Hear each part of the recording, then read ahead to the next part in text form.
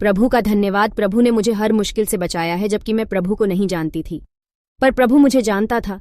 एक बार मैं बहुत उदास थी और मुझे हमेशा ऐसे ही ख्याल आते थे कि मुझे मर जाना चाहिए। मैं कैसे मरूं, मुझे क्या करना चाहिए। मैं निराशा सी रहती थी। जीवन में हर छोटी छोटी बात से मैं निराश हो जाती थी और हर बात को गहराई से सोचती थी। और मुझे पता था कि मुझे बाहरी दुष्ट आत्मा की समस्या भी है जो मुझे तंग करती रहती थी और मेरे मन को निराश करती थी। तब मैं चर्च में पास्टर के पास गई और मैंने कहा कि पास्टर जी, आप मेरे लिए प्रार्थना करें कि मेरे मन को शांति मिले। तब पास्टर ने मेरे लिए प्रार्थना की और मुझे जो एहसास और जो सामर्थ्य उस समय महसूस हुई उसको मैं कभी नहीं भूल सकती। वहां पर मुझे दुष्ट आत्मा का भी अटैक हुआ और मुझे लगा कि वह दुष्ट आत्मा बहुत कमजोर महसूस कर रही है और मेरा मन एक अलग ही आनंद से भर गया।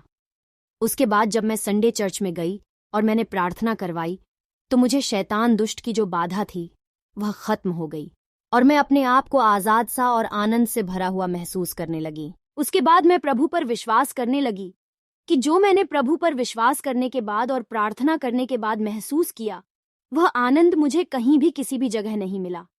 फिर मैं धीरे धीरे यीशु पर विश्वास करने लगी, परंतु मेरे घर में सब मेरे खिलाफ होने लगे और मुझे चर्च जाने से भी मना करने लगे। तब मेरे पति को गॉल ब्लैडर स्टोन की समस्या निकली और उनका ऑपरेशन रखा गया। इससे पहले एक ऑपरेशन उनका किडनी की स्टोन का हो चुका था।